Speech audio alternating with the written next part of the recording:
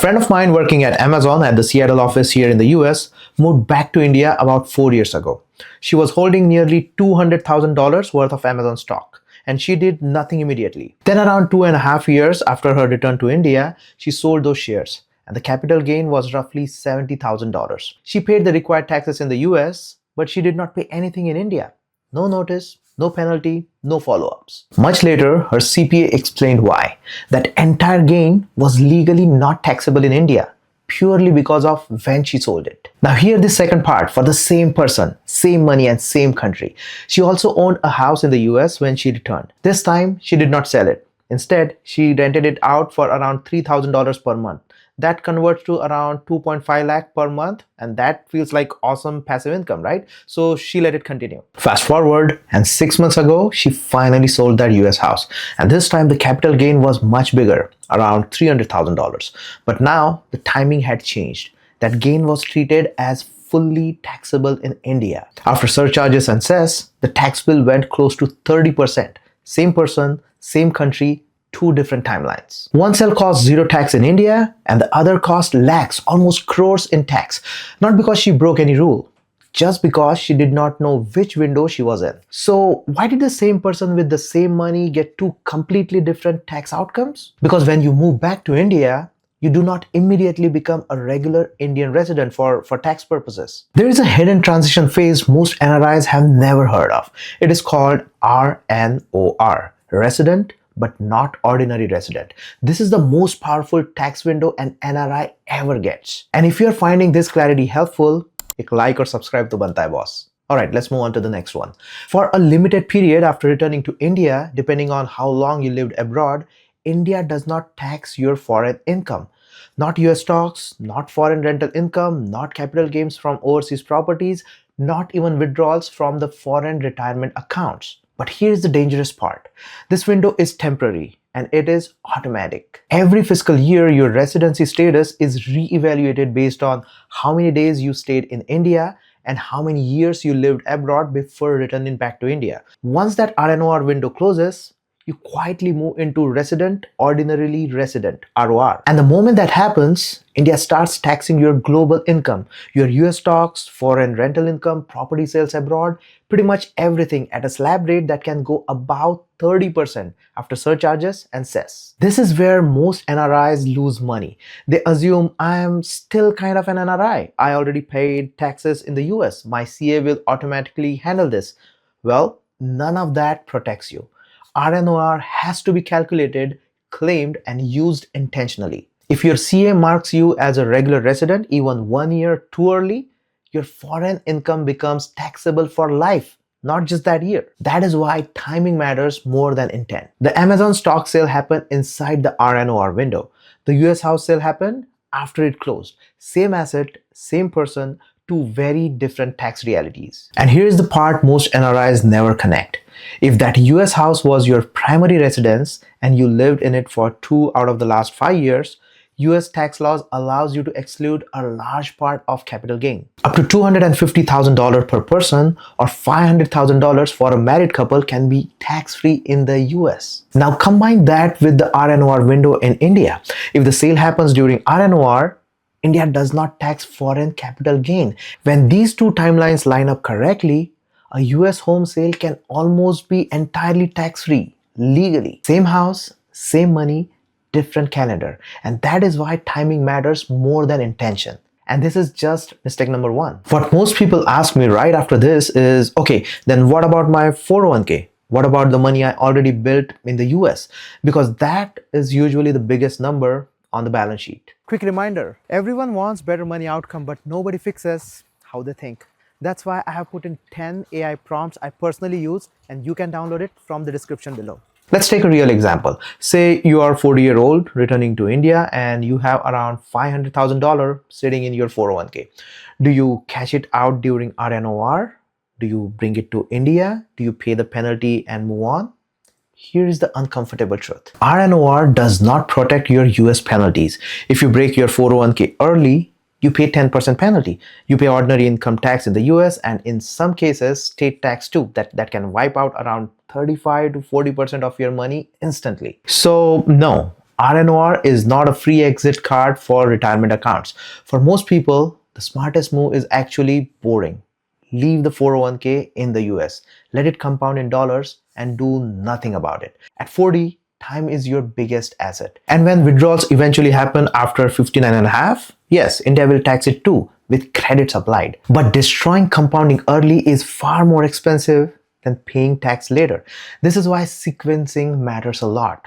RNOR is about when to sell, when to move, and when to wait. And before we move on, one quick clarification about Roth IRA. A lot of people say, I already paid taxes in the US, so Roth is tax-free forever. This is true in the US, but India does not fully recognize Roth IRA accounts. By the time you turn 59 and a half, you will be a regular Indian resident, not RNOR. So while the US allows tax-free withdrawals, India may still tax the growth portion of the Roth withdrawals.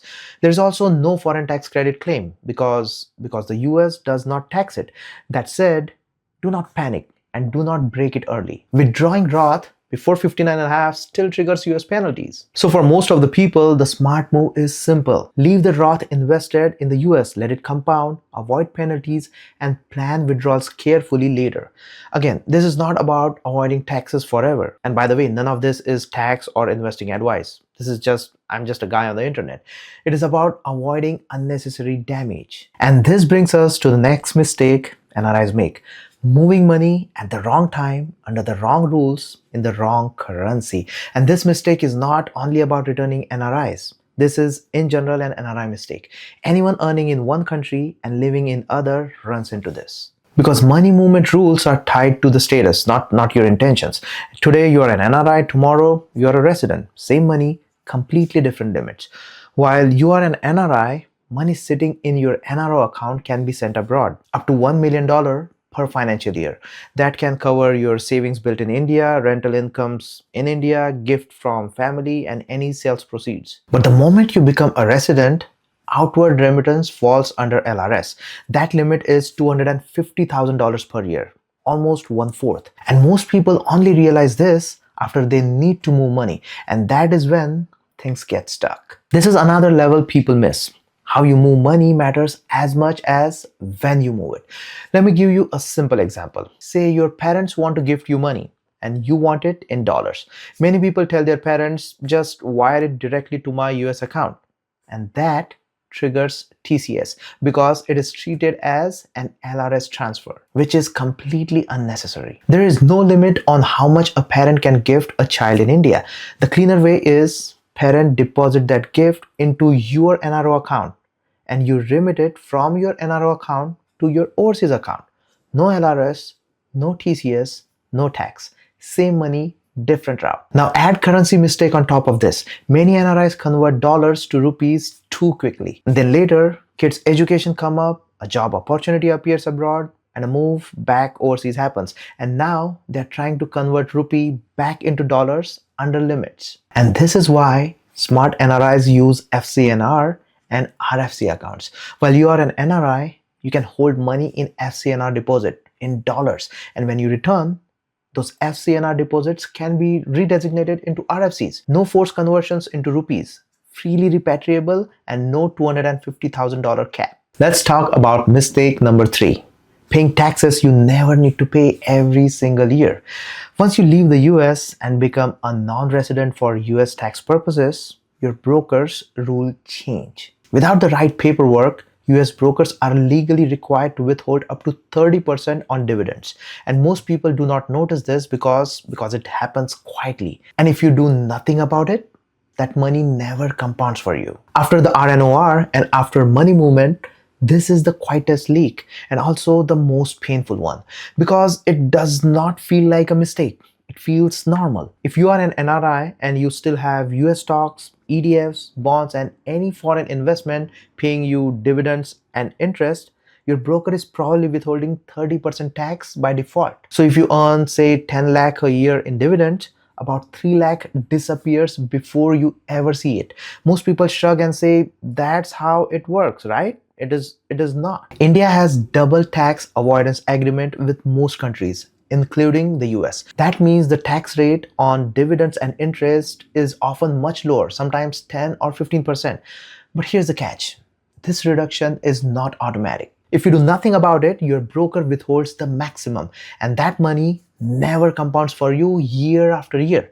The fix is boring, but very powerful. You file a few forms, like for US, you submit a form called W8BEN to your broker, and for India, you file form 10F and obtain a tax residency certificate. That is it. 1 hour of paperwork, and suddenly withholding drops, cash flow improves, and compounding works for you again. Now, when the income is reported in India, you claim foreign tax credit for what was already paid. No double tax, no leakage. But here is where people make it worse. They panic and close foreign accounts when they return to India. 6 months later, a tax refund arrives, dividend income lands, and property sale proceed. They have nowhere to go. So keep your foreign accounts open, at least during these transition years. This mistake does not show up as a big tax bill. It shows up as a slow erosion. Money that could have compounded quietly just disappears. If you like this video, I'm sure you would love this and this video. And don't forget to smash that like and subscribe button. Your finance friend Sushant.